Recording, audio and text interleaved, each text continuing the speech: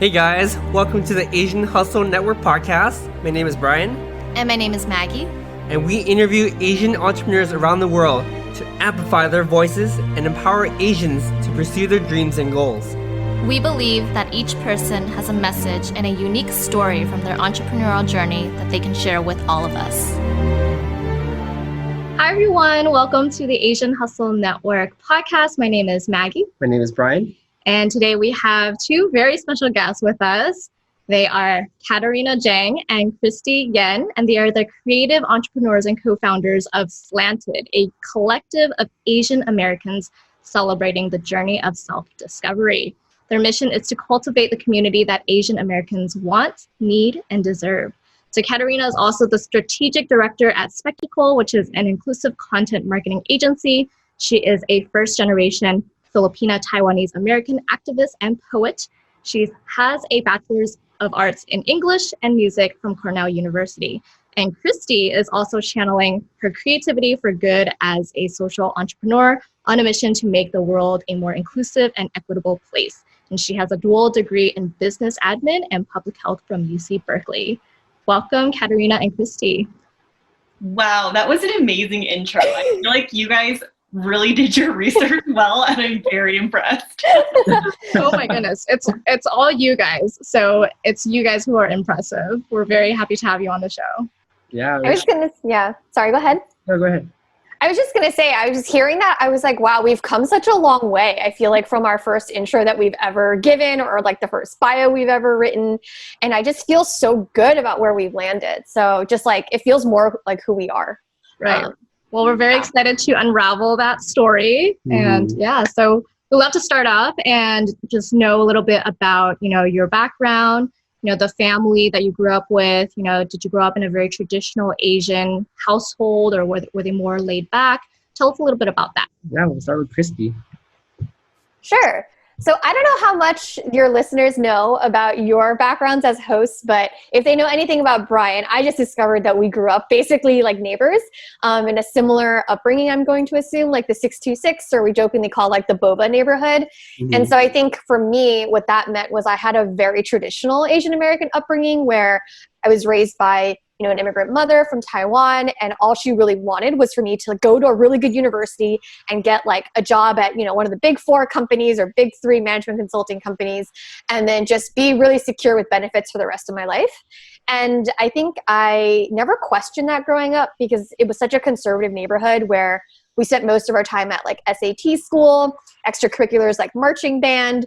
And it really wasn't until like going into college and actually realizing like my first existential crisis of nothing of what I'm doing is actually making me happy. Mm-hmm.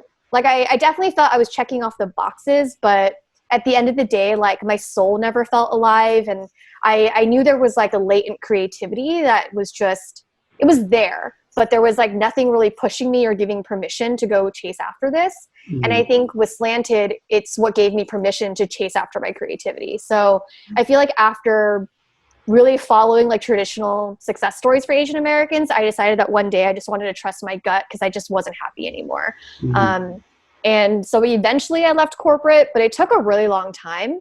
And I think for a while I beat myself up about it because I was like, especially growing up as a millennial and being in the Bay Area for a little bit, I went to college in the Bay. Like you see these success stories of entrepreneurs where they're like, quit everything tomorrow and follow your passion. And not easy, man. I know. It's like easier said than done. And so I just remember seeing a lot of those stories and just feeling like I was behind. Mm-hmm. And then I think tackle that or couple that with like the immigrant parent voice of like, everything has to be secure. It's coming from a very survivalist mentality. Like I felt a lot of guilt, like a lot of Asian guilt chasing after what I loved. Mm-hmm. But I think like being around actually the Asian American community and seeing other entrepreneurs like doing the thing, I was like, actually it's possible and it's okay for us to chase after things for fulfillment and not just survival. So like, I just feel so grateful for that. And I mean, a lot of that happened over the last like 5 to 10 years. So it's been a while, but I definitely feel like I mentioned in the intro, like I just feel so much happier and just so much more myself. But I'm definitely grateful for the initial journey of having a good work ethic and learning to really appreciate, I think, the sacrifices our parents made for us to chase after fulfillment and not just survival. Mm-hmm. And we have to apply it too. Like, it does take a lot of courage to make that jump. Mm-hmm. It's like you can hear all these mentors tell you what you need to do until you're mentally ready to make that jump. You can't make that jump, So I applaud you for making that move, and thank you so much for doing what you do. Yeah, and I also want to touch on that too. I feel like I resonate with your story a lot because I come from a family of non-entrepreneurs as well. And so no one in my family is an entrepreneur. And they also wanted me and my siblings to, graduate, go to college, get a well-paying job until the day that we're 65, So it was very challenging for me to, present to them the concept of entrepreneurship because they knew nothing about it. And at some point I was just like, I feel like I want more in my life, not to just sit in a cubicle for the rest of my life. So really applaud you for, taking that step and really making that jump. Definitely. Thanks. Yeah, I feel like I don't want to discredit my parents and immigrant parents because I think it's so well intended. And some of my friends know this, but actually when I finally quit corporate in May of 2019, it took me 5 months to actually tell my mom that I quit my job. Wow. Yes.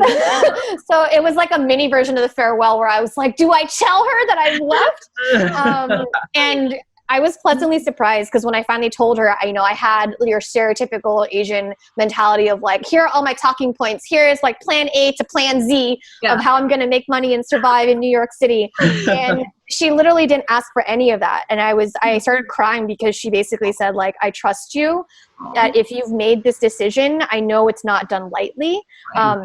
I'm really proud of you. And as you know, that's so rare to hear. So it actually gave me way more trust actually in our immigrant parents that if they've been here long enough, I think they, at the end of the day, know that if you're chasing what you love doing, that's what really matters. Right. Absolutely. Yeah. It's amazing. Important. Yeah. Katerina, let's hear your story. Yeah. So I did not grow up in the 626, although I wish I did. I grew up in Long Island in a very white Jewish suburban neighborhood. And so my childhood was bar and bat mitzvahs, just wanting to fit in, really rejecting my Asian American identity. I remember I went to Chinese school, but I don't speak Chinese. And growing up, I just wanted to fit in with the kids around me. And it wasn't until after I graduated college where I was like, oh shit, there's this huge part of my identity that I've never dived into. Fast forward to me being introduced to Krystie by a mutual friend, and similar to you both, they started a Facebook group just for Asian Americans to chat about what was going on in their everyday lives and how to deal with things that we deal with as Asian Americans on a day-to-day basis. And I was like, wow, this totally opened up my world. And that was sort of the spark for Slant'd.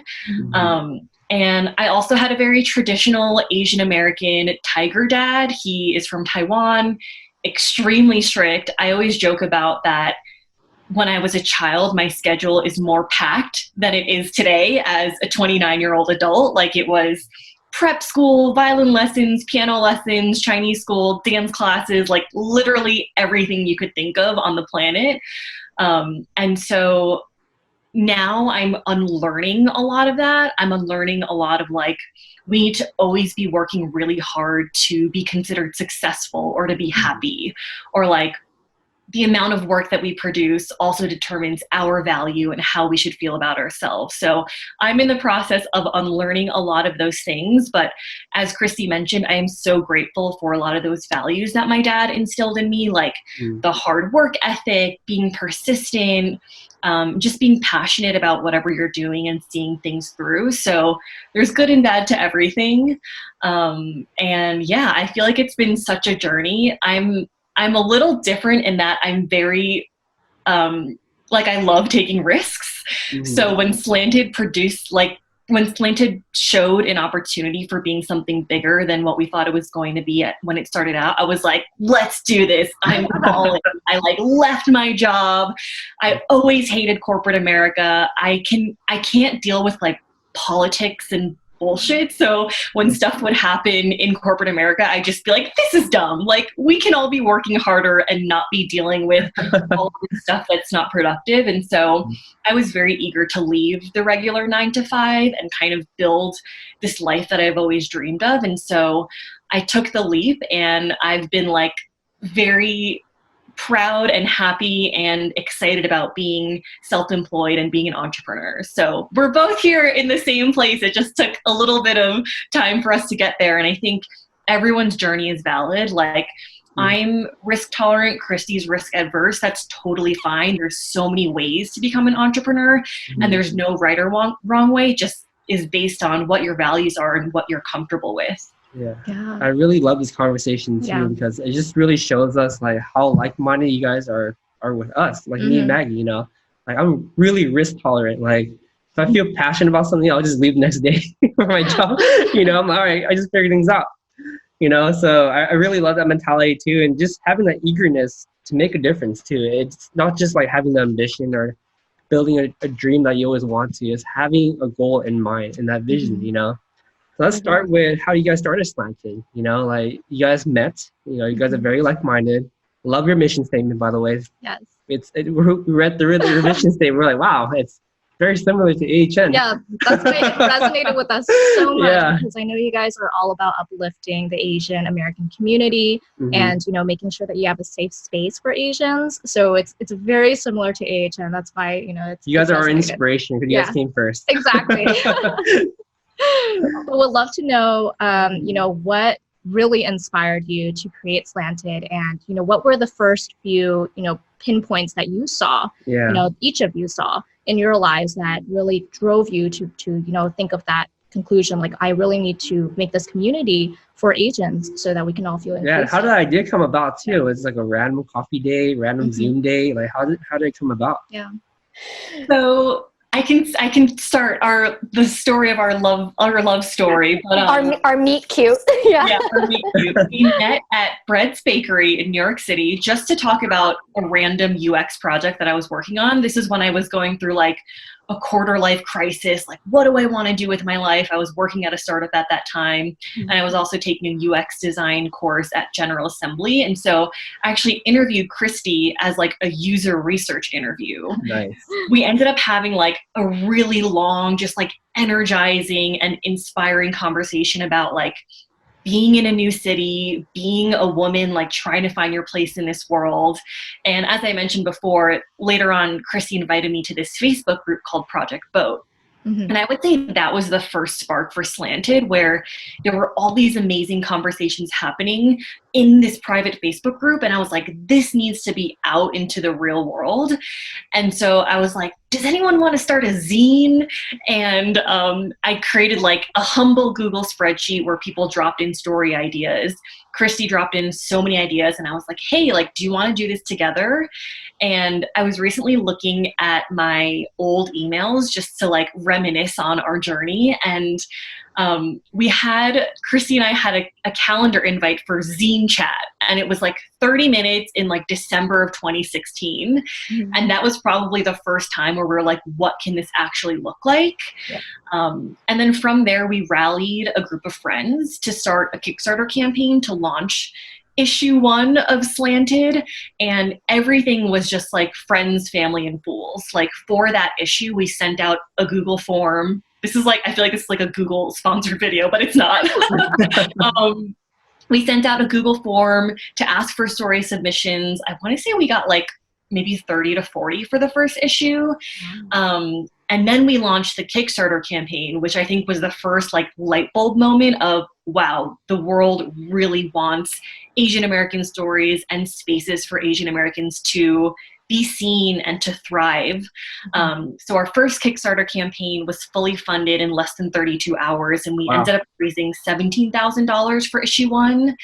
And from there are so many iterations we can talk to you all about regarding like our existential crises as a company and as a brand and what we stand for. But that was the initial spark. And today we offer the annual literary magazine as well as community gatherings, now all virtual thanks to COVID.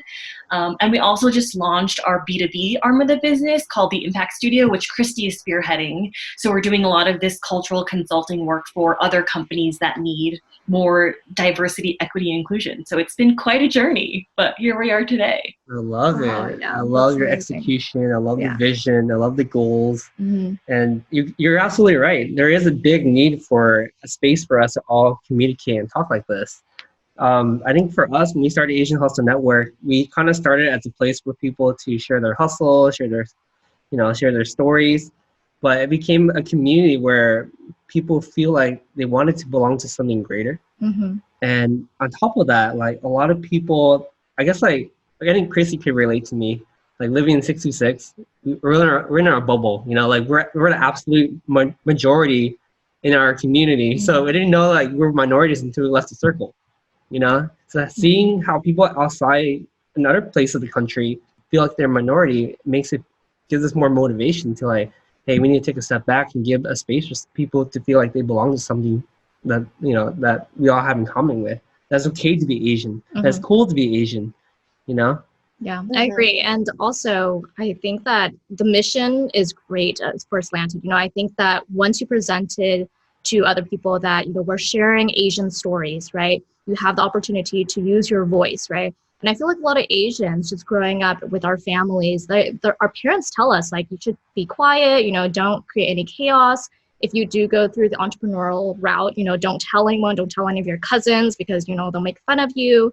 It's like all this like generational limiting belief that you should always like stay quiet and not create any noise, right?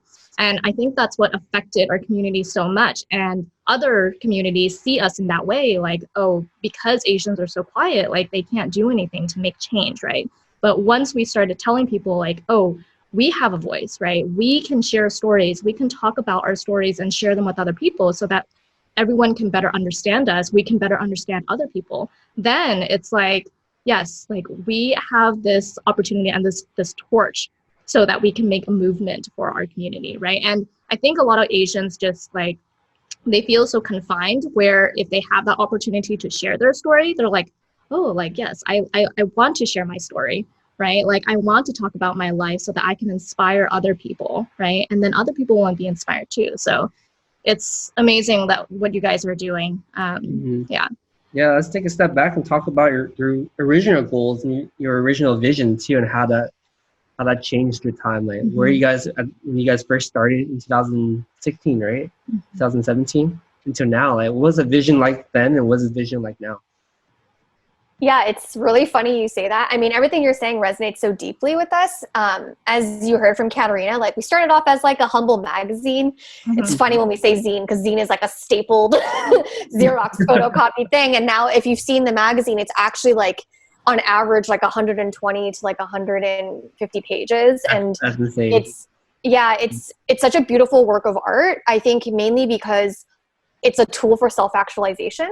Right. And I think when we first started the magazine, it was just meant to be a space to uplift everyday Asian Americans. And I think that piece is really distinctive and really important to remember because, when we grew up looking at media, like we didn't really see people who look like us, and representation is obviously important, but to be able to democratize that and to be able to say that like everyone's story matters is really powerful. And it's like I would say it's not coincidental that Slant'd started after the 2016 election. I think this like unsettling feeling that we all had as a community of like, we were overlooked. People don't think that our voices matter. What is our way of kind of defying this new administration and showing the world and society that our stories and our voices and our journeys matter? So like, I think we didn't realize at the time how political we were going to be. But I mean, our roots are 1000% political and activists in their own right. We just didn't realize it at the time. It was just like our creative way of trying to put our voices out there. And actually no one on the team has actually contributed to the magazine, their stories. Like we actually open up the space for other people to share their stories. And our goal at the time was like not to write about Asian stories, but to just have Asian people telling stories. Right. Because, eventually in the future, it's like, it's not really about the Asian American experience per se. Mm-hmm. It's just like, we have so many stories out there that we can just share stories as a whole. Like I look at Ted Chiang, the science fiction writer, and like if you read his books, you would never know that it's written by an Asian American, right? It's just such a beautiful, captivating human story. And I think that's what we're trying to capture with the magazine. And to fast forward to like where we are today, like we talk a lot about how creativity is our form of activism. And it took us a long time to come back home to ourselves with that. Because like I said in the beginning, like we were so scared to call ourselves political, to call ourselves active, Right. Because, you know, our parents told us to keep our heads down, to stay out of trouble, to not rock the boat. Mm-hmm. And I think like we talk about self-discovery and this journey, and it's so messy. And part of that is actually discovering that like we have a responsibility as this new generation to actually use our voices for good and to use our stories to move people, like not just in our community. So we feel like our lane is not maybe in policy or advocacy, but using storytelling and art and like humanity and empathy to really build bridges and to help people just like understand that fundamentally, like the diversity that makes us human is like worth celebrating. And to now stand up for like our Black brothers and sisters, which is something that honestly we hadn't thought about in the beginning, but it's something that we feel like is very central to who we are, because if we can't, like, we have to love ourselves and love our other communities too. Like our freedom is tied to the freedom of other people too. So absolutely. I think, yeah, that vision has definitely evolved over time. I think it's still rooted in creativity, but now we're really like unabashedly confident in the fact that like we are also rooted in activism. Mm-hmm. So that's why we call ourselves a collective. We used to be just a magazine, and then we thought we were a media company because we didn't realize what we were building at the time. You know, what we're building was something that didn't exist before. And now we feel very good about calling ourselves a collective because you believe in something bigger than yourself. You know, you believe in the greater good, you have strength in numbers, and it's for a shared purpose. Mm-hmm. Yeah. And one thing that I love thinking about is how our evolution as Slant'd has also evolved with who we are as people. Like Krystie mentioned in the beginning, we outwardly said to our team that we're not a political organization. Like we're solely focused on stories. A lot of us also didn't consider ourselves creative people in the beginning of Slant'd. And fast forward 3 to 4 years later, Krystie's doing a lot of creative writing. I'm now a self-proclaimed like baby burgeoning poet. We fully believe that everyone is creative, even if you don't think of yourself as creative. And I think we also all consider ourselves activists now. And it is a journey that takes a lot of time to figure out like how you want to show up in this world. What are your unique talents and skills that can contribute to the well-being of everyone? And now there's no denying that we are a political organization. And I think to be in this space, it's just a requirement of like being a good human and using your voice for good in this world, especially with what's going on right now with like the largest civil uprising our generation has experienced. And so we've taken on this journey, and so has Slant'd. And one of our visions that will always be there is inspiring other people to be on this journey too, and exploring all the different sides of you, the political side, the creative side, and not just the side that as traditionally raised Asian kids we were taught to pursue, like math and science or being a lawyer or being a doctor. Like we are so much more multifaceted than we are often taught. And this journey of Slant'd has not only taught us as the people working on Slant'd, but also the collective and the people that attend our events and read our magazine. So that's been really fun to just reflect on, is how things have changed as we have changed as people too. Yeah, I love the different reiterations and realizing, you know, how far you guys have come.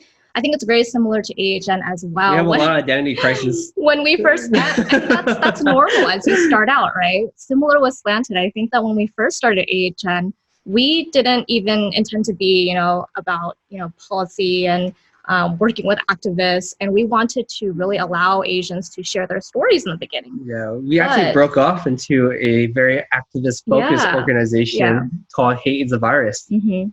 So we actually helped co-founded that. We're like super political in that group. So holding rallies, supporting China Mac. Yeah, so it's just like you come to this realization that you do have a voice, and we have this platform to make change, right? And in order to make change, we have to ensure that we're, you know, honing in on these influencers and people of influence to fulfill their civic duty, right? And we have that power and we have that platform to do so. Yeah, that's also the reason why we want to amplify you guys' voices as well.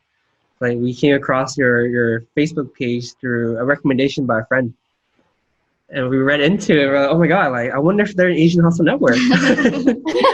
So yeah, that's funny. A friend actually was sent me the AHN Facebook group and was like, I think you should join. There's a lot of people in there that I feel like you'd like to know. And I think that's been such a beautiful discovery and a pleasant surprise. I think after starting Slant'd was just like how freaking generous this community is. And I'm not just saying with money, I'm saying with like time and energy and connections. Like I remember in the beginning of Slant'd, and even still today, it's like, you know, we were just starting off. We were just like a group of friends starting this in my little apartment. And every time I met someone and we shared the vision for Slant'd, they would be like, oh my God, there's like 5 people I want you to meet. Like, we need to follow up and have this conversation. And then like, you know, you have another conversation and it's just like an exponential ballooning of that. And I think that was actually one of the things that helped us realize that we were more than a magazine.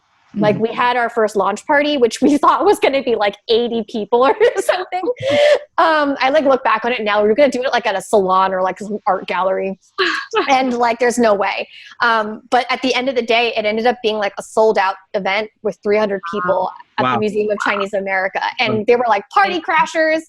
Yeah, we were so confused, and it was beautiful because it wasn't just Asian Americans there. Like there were other BIPOC folks there. There were white allies, and just like the magic and the energy that you felt and like how supported you felt. Like so many people come to our events and they say, if they're not from the 626, like this is the most Asians I've seen in any space I've been in. We heard that too. Yeah, and I'm sure Katerina can speak to it too in Denver, right? Which is like so different from New York City, and community is like the magic of all of this. And I think that's just like being able to uplift people in our community. Like I fully believe in the shine theory, like, you know, rising tide raises all boats. Like it's not a competition here. Like I think to be able to dismantle and unlearn those thoughts is really, really important to actually building a coalition of Asian American organizations that is going to make a difference. So I don't know if Kat, you're going to say anything about Denver, but I was just going to reiterate like how impressive and mind-blowing it is to see a group of people that look like you, especially when you're not from a diverse place. And we hear that all the time when we used to do in-person events in Denver about just like this sense of belonging that a lot of us felt at these events that we didn't grow up having. So just wanted to second what you were saying. It's amazing. So I'd love to know, I mean, you guys go through many, many stories all the time. And I'd love to know, was there a moment in time where you heard some story, or if there were any stories that you came across that really stood out to you and really spoke out to you, and that made you believe like, you know what, we really have something for Slant'd, and I really want to continue, you know, discovering stories like these. And we know like the entrepreneur experience, it doesn't matter what industry you're in, it's extremely difficult. There's so many ups and downs, so many doubts. There's always times you're up late at night, thinking to yourself like, is this all worth it? Like, is this what I want to do? You know, like you want to hear like, what are these turning points that the community sort of pushed you through and validated your ideas? I would say there are so many stories where when I read them, I'm like, wow, like I cannot believe that this was unearthed with the process that we have created with Slant'd. But I would say the thing that really stands out to me when you ask that question is the journey of storytelling that our contributors take. So when we ask for submissions, we just ask for a story idea. We don't ask for a fully fleshed out piece or a draft. Like we really take a chance on that potential and give people who don't consider themselves writers or creatives to create something beautiful. And so seeing the first draft to the final draft is just absolutely mind-blowing. We've had people completely pivot what they had submitted to what they ended up submitting for the magazine throughout that process. And like Krystie said, it really is a journey of self-actualization and unearthing these really personal things about yourself, these themes that you grew up with, and a lot of times dismantling what we've learned and coming into our own and stepping into our own identity. So I would say for me, the journey stands out, and just seeing how powerful storytelling is, not only for a tool of self-discovery, but stating your presence to the world and then inspiring other people to do the same and get on that journey of self-discovery has been really fulfilling and amazing. Don't have much more to add to that other than Like that's why I believe so deeply in our co-creative process. You know, Kat mentioned that like we take a chance on people, and we really do. And it's never about like, cool, we signed off on your idea, now go write and we'll see you at the finish line. It's very much like we dig into them and we do like one-on-one storytelling workshops with them just to understand like the core emotions behind what they're trying to write. And the reason why some of these stories pivot so drastically is because more times than not, they're finally honest with themselves about what story they actually want to share. And it's scary as hell. Like to be able to sit there and be like, oh my God, this is a big part of myself that I was too scared to be vulnerable about and put on the page, you know? And I think it's a testament to our process and to our people that we've been able to create a space where they feel safe enough to do that. And then I think to layer on top of that, like we believe so strongly in relationships. And so a lot of our writers, we pair them up with artists who are also Asian American identifying, and they together get to create a visual piece to supplement the written piece. And so throughout that process, they become friends. Like we play matchmaker with them, and it's just like such a beautiful way to see people's stories come to life in multiple ways. So I agree. I think the journey itself is probably the most fulfilling, but a story for me that stands out that actually had a very personal impact on me was from our first issue. And it was about the power of names. And we have one this issue, actually, our first ever screenplay talks about the power of names from a very different perspective. But the one in issue 1 was about the power of this woman's last name and how she, when she got married, she changed her last name to match her husband's. And after they went through a divorce, she started to question about like how much of herself did she give up in the process. And it was like a really deep, almost like meta exploration of a name. And she went all the way back to think about like, well, the last name that I got was actually from my mother. And then she started thinking about how like her mother and that generation chose names for themselves as a way to like reclaim their identities and reclaim their power. And it resonated so deeply with me that actually for people who didn't know me before, my last name is actually Mack, M-A-K. It's my father's last name. And I'm actually in the process of changing it to Yen, which is my mother's last name. And the reason for that is because I was raised by a single mom. And my entire life, like she's been the reason like why I am who I am today in like all the most wonderful ways. And so as like a final act of, not final act, but like the biggest act of filial piety, I felt like I really, really wanted to change my name to like honor her work and her sacrifice. I don't think I was able to do that without having read that piece in issue 1. Like it just deeply resonated so much like in my soul that I felt moved enough to make a personal change. That's amazing. I feel like my heartstrings are being tugged on right now. I thought that was I'm about to cry. Yeah. I mean, our journeys, like you said, they're always ever evolving. We're, you know, figuring out who we are on an everyday basis, you know, and I'm finding more and more about, you know, the history of my family, culture, heritage, you know, and I think that I will continue to learn more and more about it every single day as I grow up. Yeah, I mean, just on the topic of names as well, like, how'd you guys come up with the name Slant'd? I'm kind of curious about that. What is the meaning behind that? How'd you guys end up coming up with that name? Because we love it and we like it a lot. It feels like it's strong and political at the same time. It's like, thank you. We get either a lot of love for it or a lot of hate for it. Like it's a very binary situation. So it's actually interesting because I feel like most people our age, like the millennial group, understand what we're doing with the name Slant'd in the fact that we are reclaiming a previously derogatory term, turning it into something beautiful and empowering, and really writing our own narrative that has been historically written by other people. So thank you for liking it. We do get a lot of criticism for it because you know, it does stem from a previously derogatory term. And so it's something that we're definitely trying to change and kind of take back that power. But the way we came across it was we just had a big old brainstorm about what our name for the magazine could be. We went through some really terrible names, a lot of food related names, a lot of cutesy names. And I don't know if there was other final contenders, but Slant'd really stood out as like the one that was bold, provocative. It inspired a discussion about Asian American identity and what is appropriate or not appropriate. And just this huge discussion about like cultural appropriation versus appreciation, race, identity, all wrapped up in one little name. And so that's always been our mission, is to spark this dialogue and to make talking about race and identity easier in our everyday lives. And so we were like, if we can accomplish that with our name alone, we've done a great job. So it started out just with like a bunch of names and landing on Slant'd. I think it was Krystie's sister, Crystal, who thought of the name. So kudos to Crystal. She's been such an amazing part of the team. But yeah, that's how we landed on it. Yeah, that's really awesome to hear that you guys are reclaiming something like that, because that's how we felt about our name as well, Asian Hustle Network. So the word hustle has such a negative connotation to it. I just got hustled, you know. When you talk about the word hustle with the Asian community, it comes in a very positive light. Like, my parents came to the United States and we hustle our way through, and my parents, you know, have this hustle to take care of, like, to give us the American dream, you know. So we pretty much feel the same way. You want to turn it into a very positive thing. We feel like the word hustle like resonate with who we are, our identity a lot, you know.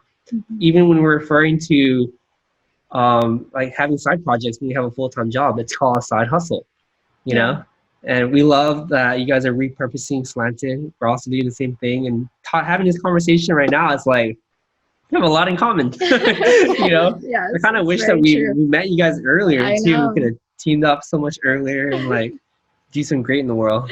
Okay, things happen for a reason at the right timing. So I feel like it was, it's never too late. And with the name, I feel like it was a bold statement, and it was just so interesting with timing, because that was around the same time that the Supreme Court case came out around the Slant'd, the rock band, the Asian American rock band. And we became friends with Simon from the Slant'd because of our name as well. You know, it's almost like we got your back, you got ours. Like, we support, we see what you're doing, we see you, we hear you, we value you.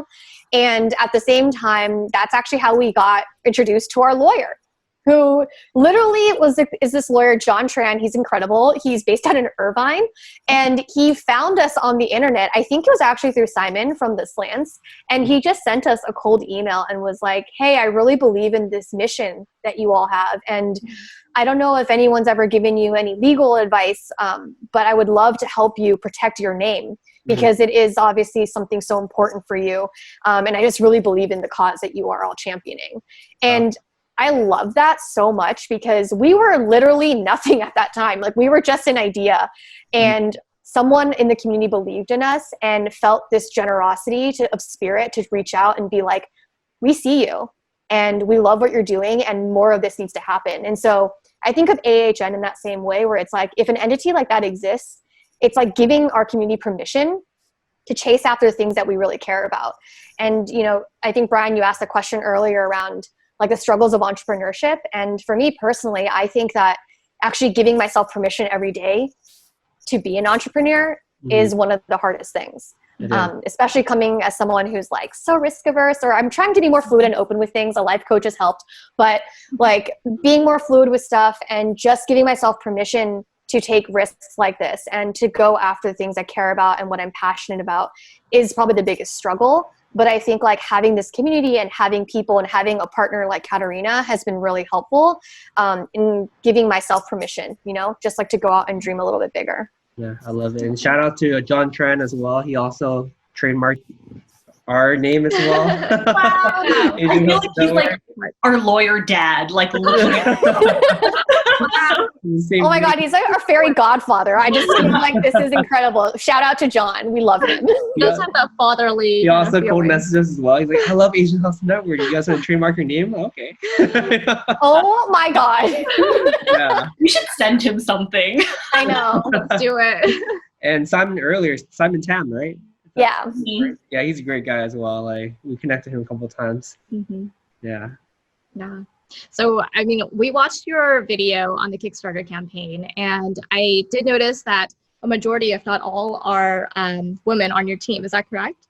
Yes. Yes. I love we do that. have 2 male identifying amplifiers, but our core team and historically we've all been mostly women. Women get things done. I'm going to just say that out. But like, we welcome all, but it just turns out that people who have stayed and flourished in the core team, at least, have been female identifying. Yeah, we love that too, because for our team, at least, we try to staff our team with a lot of different perspectives. Coming from different orientations, sexual orientation, and different beliefs, different parts of the world. We have people on our team in London, Australia, Canada. And we realize that now it's bigger than just the United States. Like Asians from around the world in Canada, Australia, like Europe, are feeling the same thing. And when we bring together these people of collective mentalities and different life experiences, it's all the same. Like we all have this desire to belong to a community. So I love the way you guys are staffing your team. I do agree.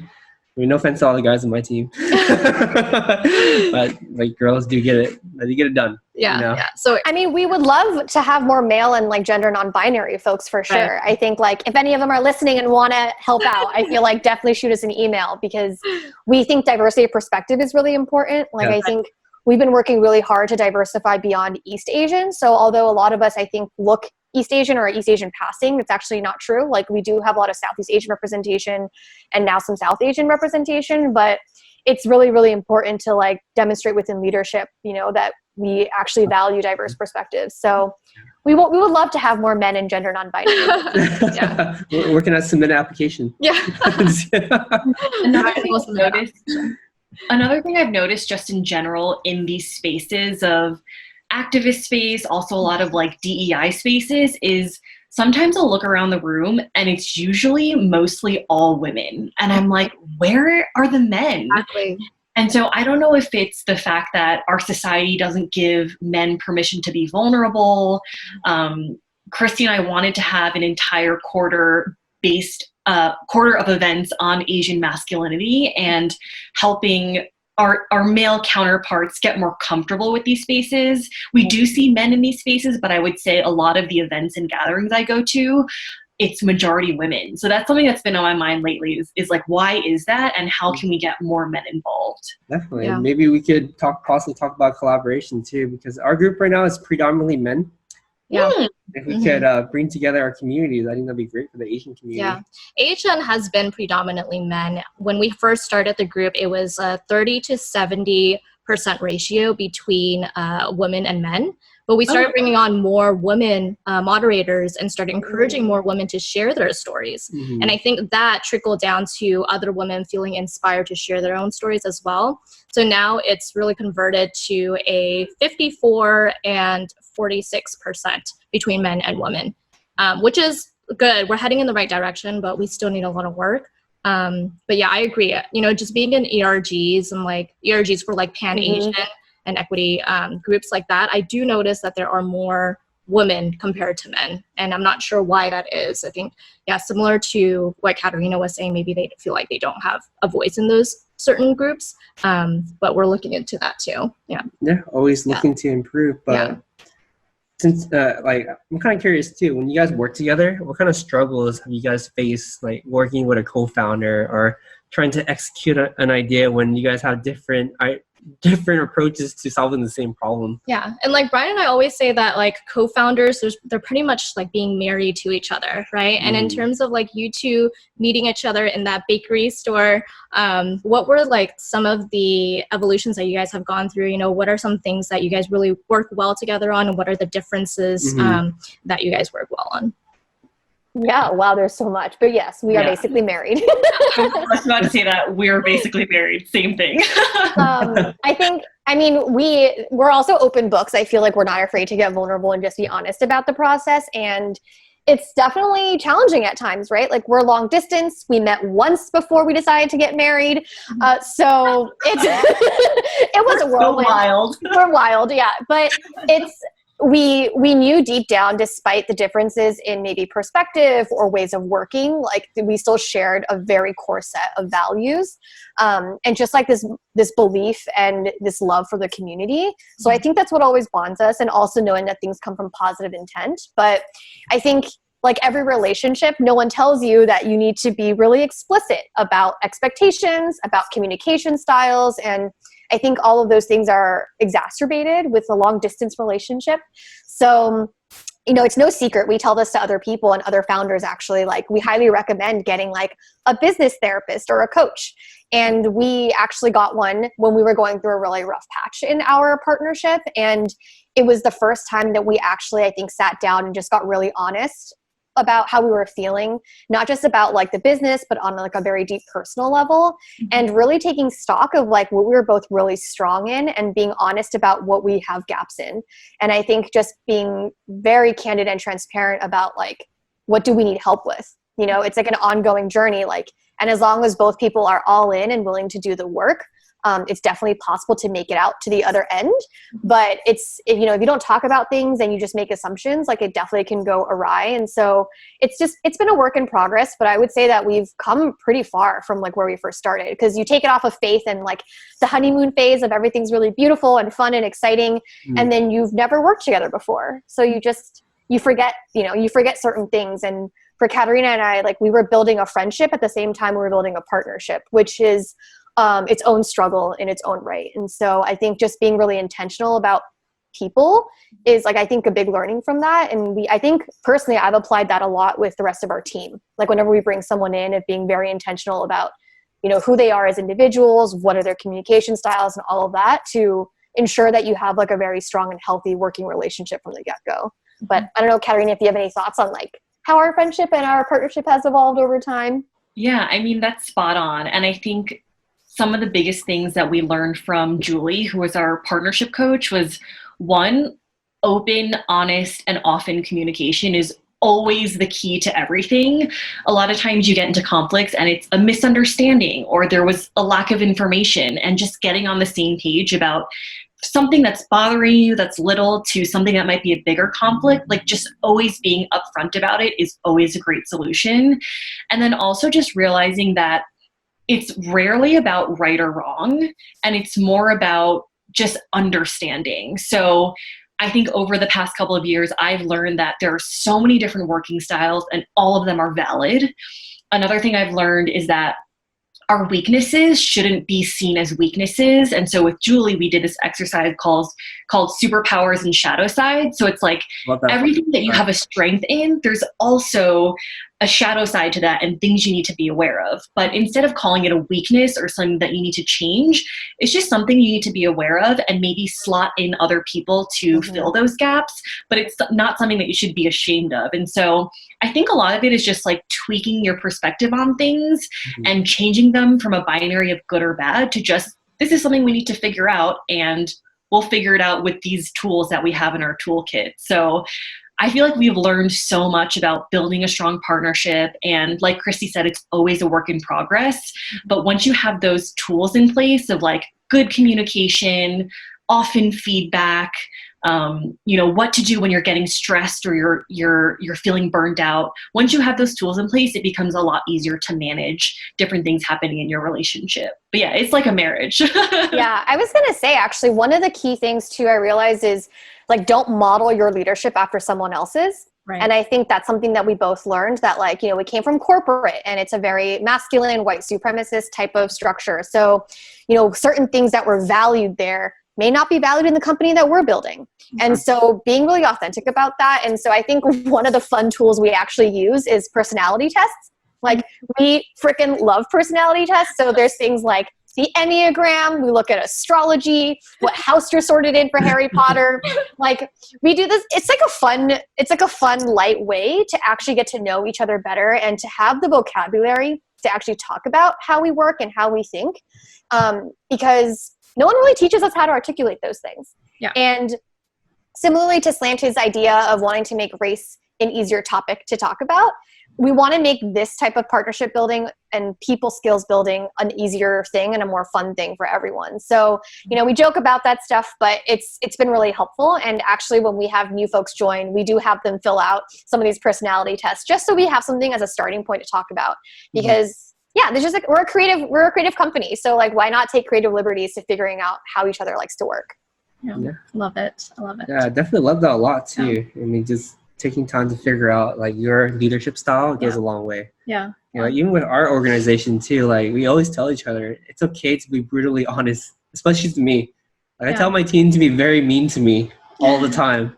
because I'm here to improve. I want to listen to honest feedback, because the danger of having an organization where we're all nice to each other is that things get swept under the rug all the time. And in fact, you're building a worse culture because no one's really honest to each other anymore.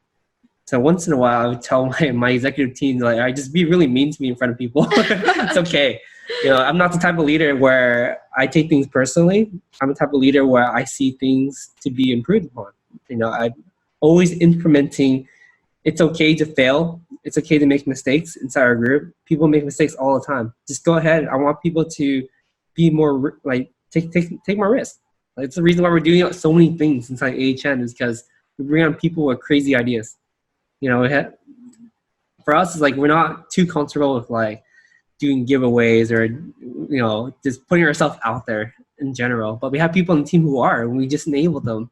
And when I'm against it, I tell them to be honest with me. They'll be like, Brian, you're being too shy right now. You're being too hesitant. I'm like, okay, you're right. I need to take a step back and all right, let's execute this. Let's come up with a plan. Let's do it. And I feel like you guys are the same way.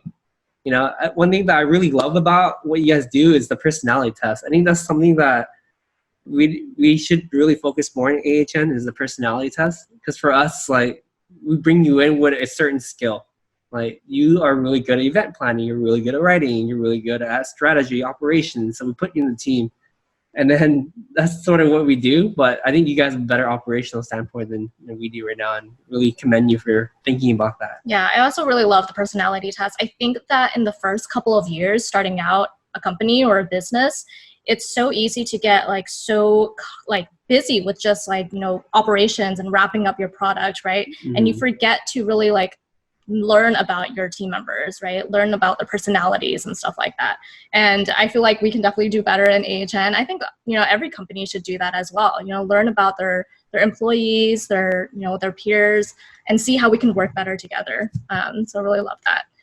So I know Slant'd is about redefining what it means to be American. We'd love to know what it means to both you, Katerina and Krystie, what it means to be American to you. Ooh, that's such a juicy question. Yeah, Krystie, you can go first. Oh my God, I got voluntold. Let me think. What does it mean to be American?